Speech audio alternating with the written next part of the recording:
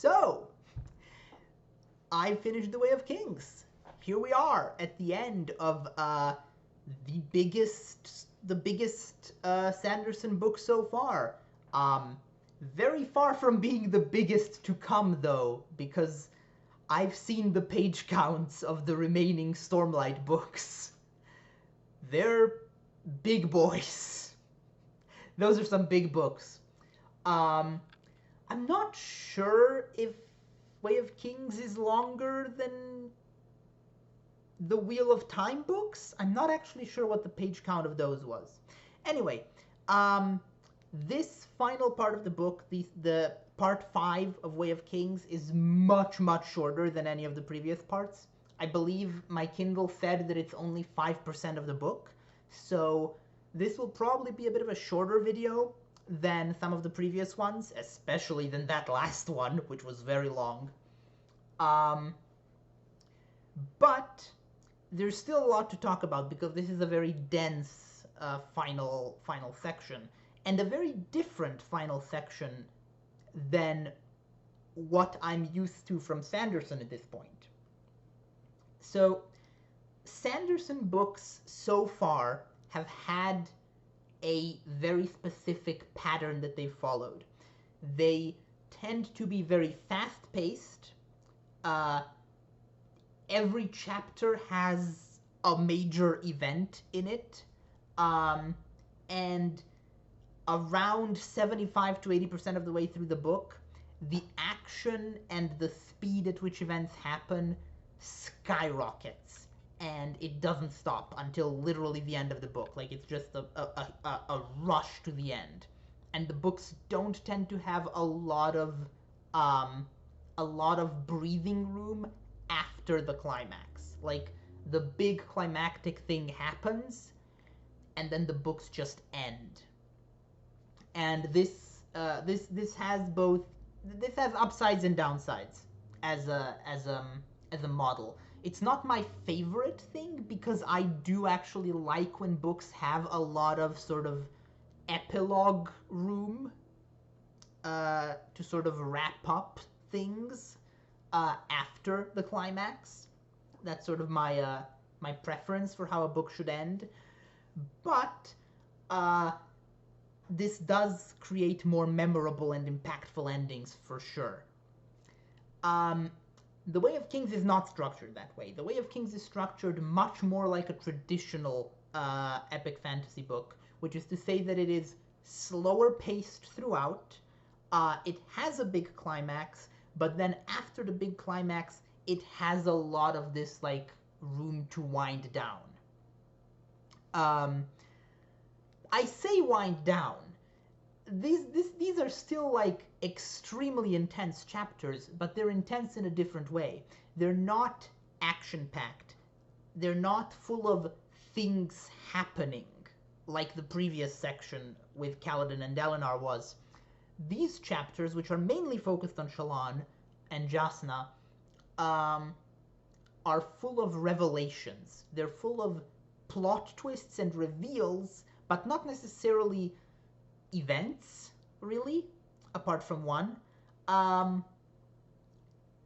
And that's interesting because these chapters are clearly here both to provide closure for this book, which they do. Like, don't get me wrong, they do serve as a sort of epilogue for this book, but these are more explicitly than ever before in a Sanderson book. These are clearly setting up the future.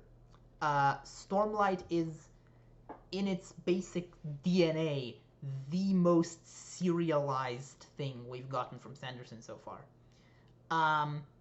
Which, again, has upsides and downsides. Personally, I prefer it, so I'm very glad that it is that way. But I think it's going to make for a very unsatisfying conclusion once I reach the end of book 4 and know that there aren't any more new books left for me to read and I have to wait. I think at that point it's going to maybe be a bit of a downside if the future Stormlight books also end this way. Okay, so I'm just going to list the plot twists and reveals in the order that they happen roughly and talk about each of them. So, first of all, Jasna's Soulcaster never worked to begin with.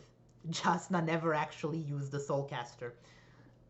She's been soulcasting without one this whole time, and so has Shallan. What this means is, A, Shallan outed herself for no reason. Didn't actually gain anything from doing that, which is kind of funny.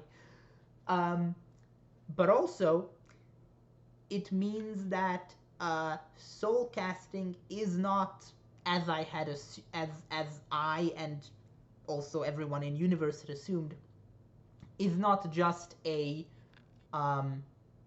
isn't just a type of magical object that anyone can use. Although apparently other soulcasters are that way, but it can also take the form of like an inborn power, sort of like Allomancy in Mistborn. And I could have said sort of like Surge Binding, but I'm not sure Surge Binding is... in fact, I'm almost certain that Surge Binding is not something you're born with. From what we're seeing so far, Surge Binding, which is what Kaladin is doing, is something you gain through basically entering a sort of pact with a specific kind of spren. So in Kaladin's case, that would be with... Jesus Christ, how have I forgotten her name? What is the name of the... Syl. How did I forget that? She's like a main character. Wow. Anyway, so Surge Binding is not genetic, and it's not something you're born with. It's essentially nurture over nature, which I'm very glad to see, because I feel like Sanderson has thus far erred on the side of genetic magic systems. And by genetic, I don't necessarily mean that like it's genetically transmitted, but like basically every magic system we've seen so far seems to essentially boil down to some people are just lucky and can do this thing, and then other people just happen to not have the luck to be able to do it, and that's it. Like, that's all it comes down to. And Stormlight seems to be working differently, both with the Soulcasters, which, aside from Jasna and Shallan, as far as I can tell, like the regular kind of soul casting that uses an actual object, though that can be done by anyone, and Surge Binding, which, from what I can gather, is an ability you essentially have to earn, and I'm assuming that anyone can theoretically earn by impressing the right spren. I prefer magic systems like that to genetic ones, not as a hard rule. I think there's a lot of interesting stuff you can do with a genetic magic system. You can sort of, you can do an exploration of essentially what sort of inequality this would create in a society. Like if there were people who can just do things like that other people, no matter what they do, can never do, how's that going to affect a culture, a society? Is this going to lead to essentially a caste system? And we kind of see that explored in Elantris to an extent, but in Elantris it's kind of seen as a good thing that there's a caste system. Like, the idea of the Elantrians being above everyone else is seen as like either good or at best neutral. But in Mistborn it's explored a bit more, with the nobility sort of hoarding the genetic power of Allomancy to themselves, and the Lord Ruler obviously ruling by virtue of having a special, even greater level of power. And here we aren't really seeing that because there aren't these inborn powers. there are inborn characteristics that are the basis of injustice in society. You've got the light eye thing, but it's separate from the magic system, and I think that's going to make for a more interesting setting where you. I think it's more interesting to have a magic system where it's earned, I guess. But I'm not saying that genetic magic systems are necessarily a bad idea. In fact, one of the magic systems I'm writing is a genetic magic system, and it has to be a genetic magic system because that's like one of the points I'm going for with it, like exploring the downsides essentially, like in terms of social structure of a genetic magic system. So I think you can definitely do interesting stuff with that, but I feel like Sanderson hasn't necessarily been using those systems to their full potential, and I think it's more interesting maybe to see what he does with a different kind of system. I said this was going to be short, but I'm still on the first revelation. Jesus Christ. I'm going to go through these a bit faster now. Okay, next. Shallan killed her dad. That's not a surprise to me. I guessed that a while ago. I'm kind of proud of the fact that I think I guessed it like in part 1. Like, basically as soon as it became clear that Shallan has some dark secret and that her dad recently died, I was like, oh, she killed her dad. Like, duh, obviously. My guess is either in self-defense or in defense of one of her brothers, or her dad killed the brother who is gone, who we still don't know the story of. So yeah, not a surprise there, but nice to have it confirmed. Next, we have a confirmation that the place that Shallan went to with all the little beads, like the conceptual realm that she goes to, is called Shadesmar, or Shadesmar, which has been referenced before in one of the intermissions. I believe it was described as the cognitive realm, and the character was wondering if people can eat in the cognitive realm. I feel a bit silly for not realizing that, because I've actually been thinking for a while about that, like, cognitive realm part, and can people eat in the cognitive realm. I've been trying to figure out, like, what could this imply for this setting, this idea of a cognitive realm? And yet it didn't occur to me that that's obviously the place where Shallan went, because the place where Shallan went is obviously like a realm of ideas, like where physical objects in the real world are represented in sort of an abstract idea way, and you can then alter the idea of an object, and by doing so you alter the physical object itself. Vaguely is how I would describe it from what we've seen so far. So I guess that's what Shadesmar is, and I'm looking forward to seeing what Shallan can learn to do once she actually masters it, because she is being trained by Jasna, who appears to have been doing this for a while. I'm guessing from the way that those two characters in that intermission were mentioning Shadesmar as something that people go to, I'm guessing that using a regular soulcaster, like the actual object, when you don't have it as an inborn power, I'm guessing that also takes you into Shadesmar.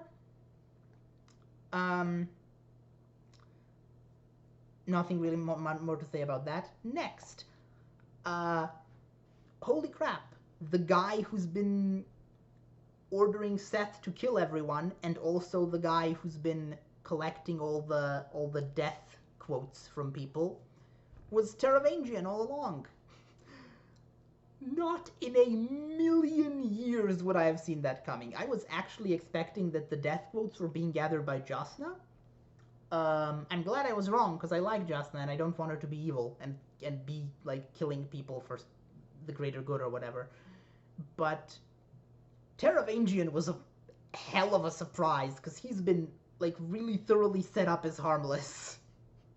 And like when I realized that Seth was going to kill him, I was like, oh, I don't want Teravangian to die, he's such a nice guy. And then the reveal dropped, and like, fantastically executed plot twist. Still too early to really say anything, because, like, clearly Teravangian is not a character we've gotten to know at all. Like, the character we've gotten to know is just the cover, so I can't really even guess what he's doing, because, again, we don't know him. So I'm definitely, like, I'd say probably the thing I'm most interested in seeing next book is more of Teravangian. Next, the reveal that the Parshmen, or at least the reveal that Jasna believes that the Parshmen are the Voidbringers. I don't know if I necessarily believe that they're the Voidbringers. They might be, or they might just be related to them. But if they are the Voidbringers, that's really interesting. And I don't think that I think that going forward, it's going to turn out that the Parshmen, whether or not they're Voidbringers, are not the bad guys of this story. I think that's pretty clearly hinted at in Kaladin's chapters, that, like, some kind of revelation is coming pretty soon that's going to recontextualize the ethical dimension of the Alethi-Parshendi conflict a lot.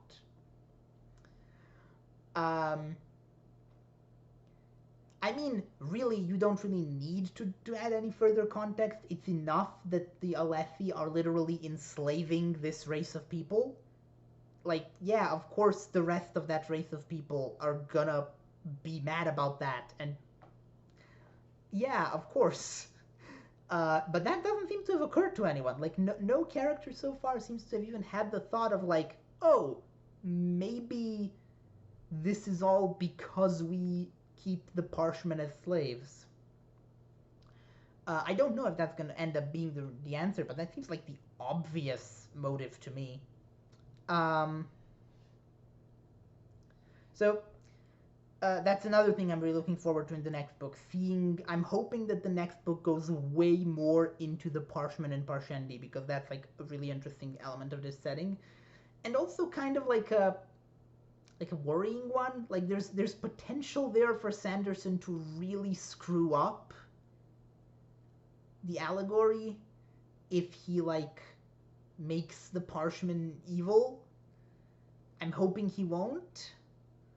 Like, I'm thinking here of the whole, like, J.K. Rowling house elves situation, and how she kind of screwed that one up by implying that slaves love being slaves.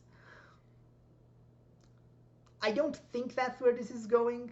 I feel like I would have heard about that given the fame of these books. Like, I feel like people would be talking about that more if that's where this went. So I'm hopeful but slightly cautious going forward about the Parshmen.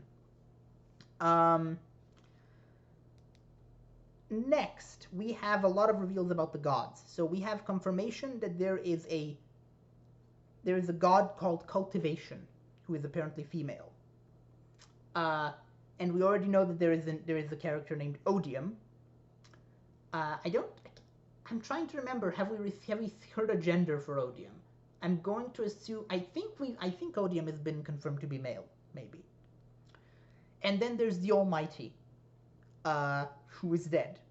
So the Almighty so there are at least 3 gods, or at least were 3 gods in this setting, and the Almighty has been dead for a while now. And basically he left, like, pre-recorded messages, essentially, like video game audio logs, and just sort of shot them into the future, and seemingly accidentally happened to just hit Dalinar with them, which is kind of funny. That does leave the question of who Kaladin heard in his vision, because that vision felt distinctly different from the ones that Dalinar experiences, but that vision was also warning of Odium. Maybe that was Cultivation? We'll see. What else?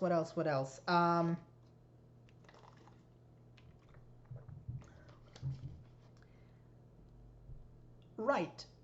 Talonel from the original prologue of the book shows up alive and then falls over dead. Nice one, Talonel. Good job. Really saved the day. there. Um, the way Talonel is described when he shows up at the gates of the capital city, and is witnessed by Hoyd, really makes me think. This is so random, but my mental image of Talonel in that scene was King Vendrick from Dark Souls 2. Not like King Vendrick in his prime, but King Vendrick the way you find him in the game. Like, that's just how I picture Talonel in this scene, like dragging the giant sword behind him, leaving a groove in the earth. So that was a really, like, because I pictured him as Vendrick, that whole scene felt like really potent in my head, because Vendrick is like a really good character design, like really potent visual. So I don't know if that's what Sanderson had in mind, like that kind of visual, but that's what I was seeing. I don't really have any theories about Talonel, or the Everstorm, except that I don't think that the Everstorm is just the Parshendi, like Jasna seems to be assuming. I don't think that's what the Everstorm is. I think, if anything, the Parshendi are probably gonna be against the Everstorm. And the final detail I noticed is that this is actually not a detail in this part of the book. This is something I remembered from earlier.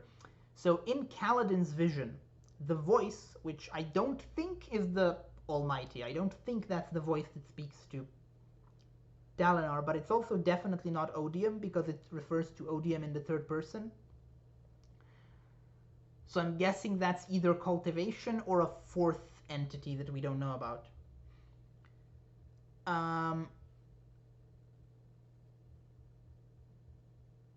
Actually, new theory. What if the Night Watcher is cultivation? Because they're both female, like, godlike entities that have been established, maybe. Maybe. Anyway, the thing I wanted to talk about was that Kaladin asks the voice in his vision, why is there so much war? Why must we always fight? And the voice answers, Odium reigns.